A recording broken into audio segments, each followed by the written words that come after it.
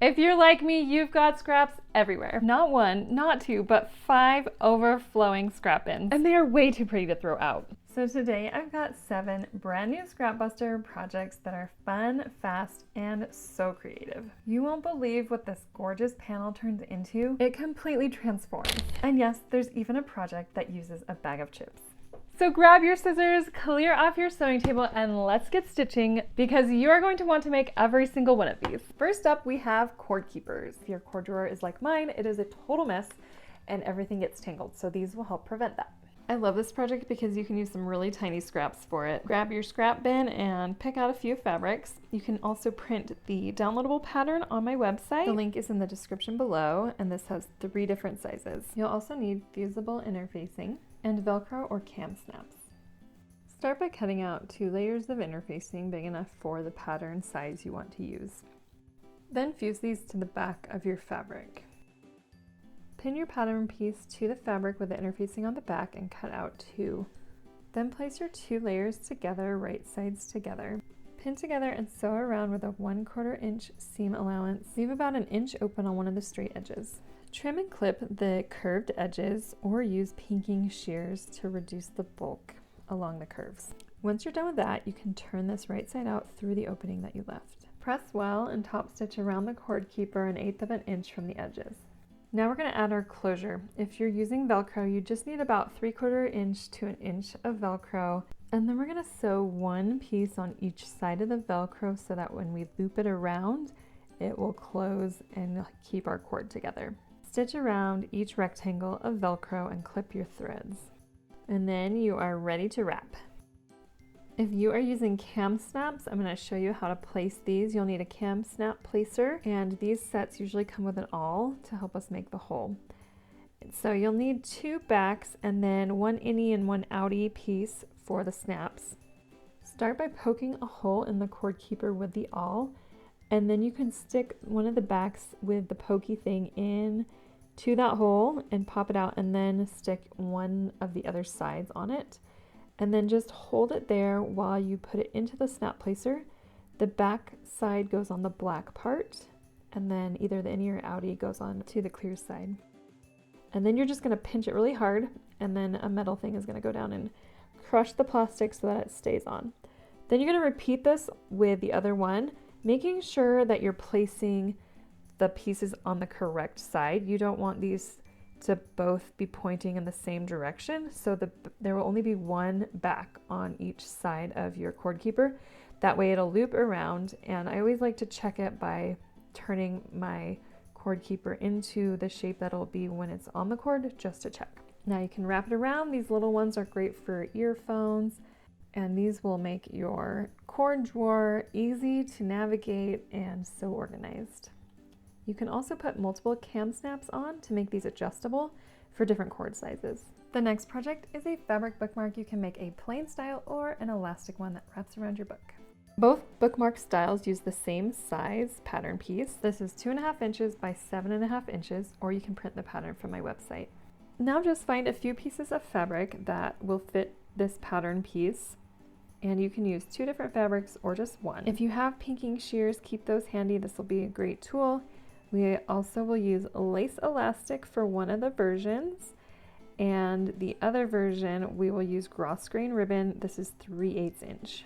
And finally, we will need some fusible interfacing. Start by cutting 2 pieces of interfacing that are big enough for the pattern template. I like to interface my fabric before cutting out the templates, that way I get a nice crisp edge. Fuse the interfacing to the back of your fabrics, and then cut out 2 layers, 1 from each of your fabrics using the pattern piece. For the ribbon bookmark, we're going to cut 2 pieces of ribbon about 5 inches long, and then clip the ends at a 45-degree angle to reduce fraying. Stack the ribbons together and then fold them in half and pin upside down on one side of the bookmark. We want them to be facing down so that when we sew this together, they will be on the outside of the bookmark. Pin the 2 layers together, and then we're going to sew around the bookmark, pivoting at each corner. And we're going to leave a small opening about 1 inch long on one of the long sides. Clip the corners with your regular sewing scissors, and then use pinking shears to reduce the bulk of the seam allowance. Turn the right sides out and press well. Then top stitch around the bookmark 1/8 of an inch from the edges, closing the opening as you sew. The construction of the elastic bookmark is exactly the same, except we're going to use an 11-inch piece of stretchy lace elastic. Pin it centered in between the 2 layers of fabric. Match up the edges and pin, then sew around the bookmark just like you did with the other one, leaving a small opening. Then press, avoiding pressing the elastic so you don't melt it, and top stitch around, again avoiding that elastic, and making sure to close the opening as you sew. Once you're done, give it a final press, and this is ready to use. This is a super cute little glasses case. This is great for protecting your reading glasses when you need to store them, and also will help you find them faster. Download the pattern piece for the glasses case. The link is in the description below. And then we're going to use it to cut out 2 curved pieces, one from the main fabric and one from the lining. Then cut one of each fabric without the curved flap. Interface the back of the main fabrics. Start by sewing the main pieces together with right sides together along the bottom and side edges, and repeat with the lining fabrics. Leave a really small opening on one of the sides of the lining. Clip the corners and then turn the lining fabric right side out. Use a chopstick or turning tool to help you, and then slide this into the main fabrics. The main fabric will be inside out and the lining will be right side out, and that way the right sides of the fabric will be facing each other. So match up the flap and then the other side of the opening, and then we're going to sew the flap and opening using a 1/4 inch seam allowance all the way around. You're going to have to pivot when you move from the flap to the other side, and it's helpful to clip into the seam allowance just a little bit right where those 2 points meet. That way you can get your stitching around it. Once you have sewn that, we're going to use pinking shears to reduce the bulk of the curve before turning it right side out. Now turn everything right side out through the opening that you left in the lining. Before we push the lining into the main fabric, we are going to make sure all the corners and curves are pushed out well. Press really well, and then we're gonna sew over that opening on the lining. Once you've top stitched that, we can push the lining into the main fabric. Once you have that in there, press the flap area super well, making sure you get the opening all straight and aligned. Focus on the corner where the flap meets the other side of the opening. And then we're going to put the KAM Snap in. Decide where you want the KAM Snap to go on the flap, and then poke through the awl so that it pokes the other fabric too, and mark that dot. And then we're going to place the first snap into the flap, then use the purple mark to place the snap onto the glasses case where the flap will meet it. Once you have both snaps, you're ready to use this. So stick your glasses into the case and then snap the flap over the top. This will help you not lose your reading glasses and will protect from scratches. This mug cozy is our next project, and this is so cute. It uses a whole bunch of really little scraps, and this wraps around your mug through the handle to keep your hands from getting too hot. For this next project, we are going to use lots of little tiny scraps. So dump out your scrap bin, and we are going to cut pieces 1 inch by about 5 inches. I am using a 5.5 inch ruler, and then I'm just cutting along the 1 inch mark. So my pieces are 5.5 inches long by 1 inch, and I'm cutting about 20 of these. So just keep cutting. This is a really kind of mindless task, so it's kind of fun to put on a movie while you cut these. And once you have about 18 to 20, we'll go to the next step. Now we're going to take all of these to the sewing machine and just sew them together with a 1/4 inch seam allowance. I like to sew these together in strips of 2, and then sew the 2s together into 4, and so on until they're all connected. You can put these strips in any order. You don't really have to pay attention to the order as you go. Just keep sewing them together until they are all in one panel. Once you have that done, you can see how gorgeous this is going to be. So pull out your ironing board, and we are going to press all the seam allowances in one direction. Give it a good press on both sides before the next step. Now fuse this panel to a piece of lightweight fusible interfacing. This will give it some stability before we start sewing it. And then we're going to layer a piece of quilt batting with spray base right behind the panel and the interfacing. At this point, you can trim off the extra batting so that it is not in our way. While we wait for the quilt basting to set, we're going to start working on the elastic. So I'm using 1/8 of an inch braided elastic and cutting an 8-inch strip. This elastic is so tiny that sometimes it'll slip through your stitches. So we are going to use just a scrap of fabric. Mine is interfaced, and we're going to kind of make this into a tab that will protect our elastic from slipping out of our project. So fold your elastic into a loop, and then we're going to center this in the middle of the little scrap and just stitch over it a few times with a really small stitch length. I put mine down to 1.8 millimeters and then just sew over it a few times to keep that secure. Now our quilt base should be dry, so we're going to take this to the sewing machine and give it some top stitching lines. I like to sew on top of the seam allowance, so whichever direction you pressed your seam allowances, I like to sew on top of where that seam allowance ended up, just about 1/8 of an inch from the seam, and this gives it a nice cute stripe quilted look. When you're done with that, it is looking so good, and we're going to use this panel to cut one main piece from the Mug Cozy pattern. I like to use flathead pins so that I can use a rotary cutter and acrylic ruler for straight pattern pieces like this one. I just find that I get a crisper edge with a rotary cutter versus scissors. Now we can start assembling the Mug Cozy. So cut a piece of lining fabric with your main pattern piece, and then grab your button and elastic. We're going to place the elastic on the edge of our Mug Cozy. We want the elastic tab, the fabric part, to be outside of our seam allowance range. So it has to be within 1/4 inch, which is our seam allowance, or it can even hang over. I trimmed mine down just a little bit, but this is actually going to be in the inside of the Mug Cozy, preventing that elastic from ripping out. So make sure that is either hanging off or within the 1/4 inch, and then place the lining on top and pin all around. Now we're going to sew around this all the way around with a 1/4 inch seam allowance, leaving about 1 inch or 2 opening on one of the long edges. And then go ahead and clip your corners before we turn this, but don't clip that elastic tab. Now turn it right side out, making sure to push out the corner points. Find your opening and then press that down. We're going to make sure to press the entire project really well, pin that opening, and then we're going to top stitch around the Mug Cozy 1/8 of an inch from the edges. Once you're done with that, the last step is to sew on your button. So you can try this onto your mug to see where to put the button, or just do about 3/4 inch from the other edge of the Mug Cozy, depending on the size of your button.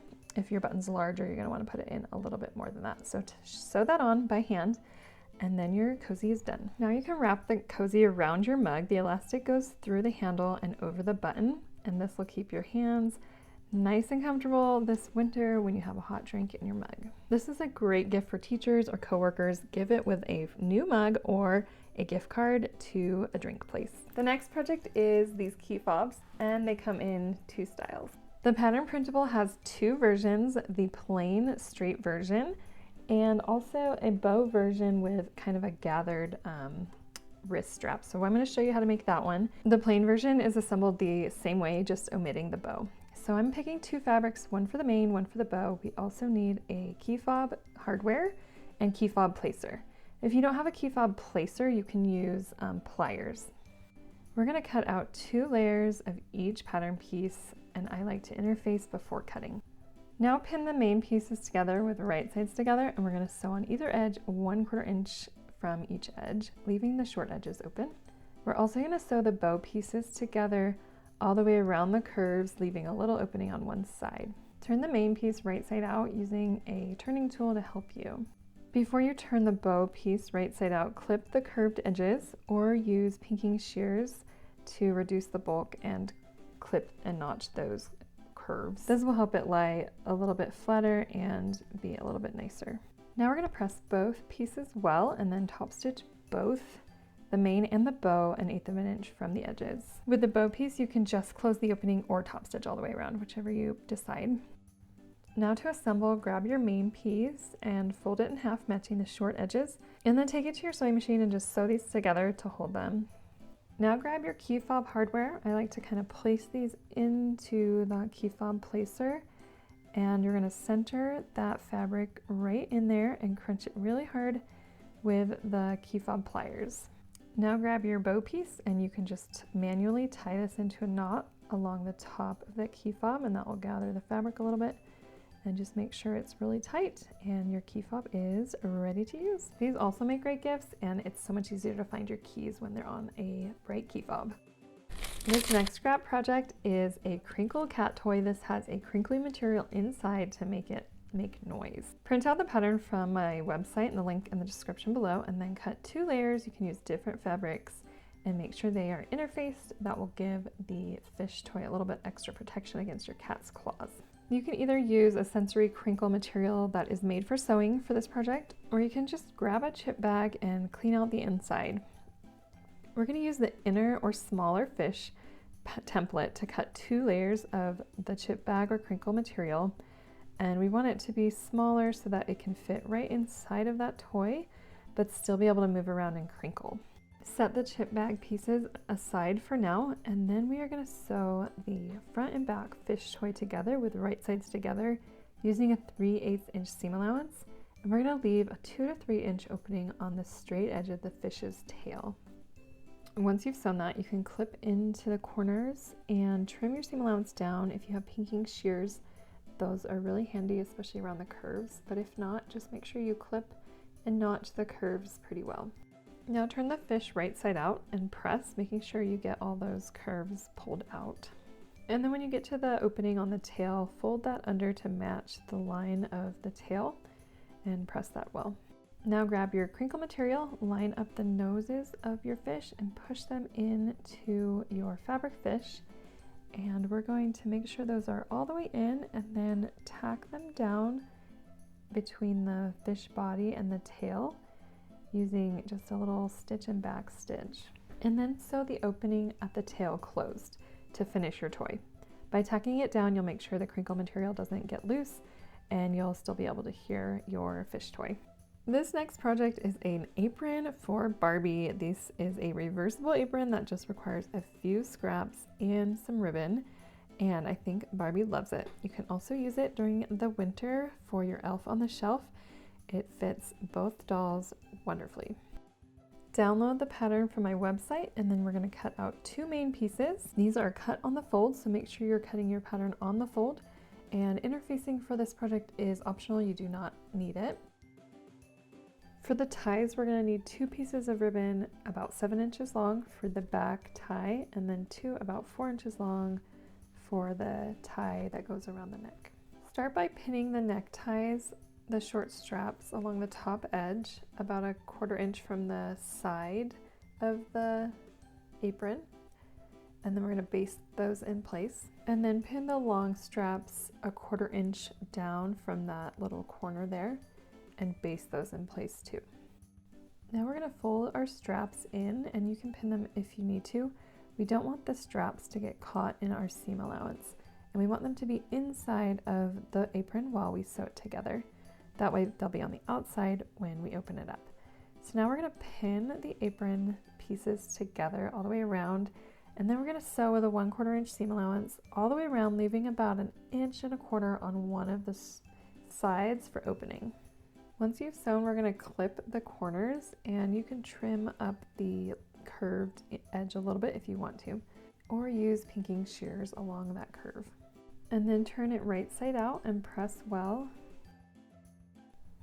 Once you have it pressed well, make sure you press the opening closed too, then pin the opening and top stitch around the apron, closing that opening. And then your apron is ready to use. This is fun for an elf on the shelf who wants to make a little mess in the kitchen. So you can kind of pour flour around and get a whisk out. Thanks for sewing with me today. For more scrap projects, click the video above.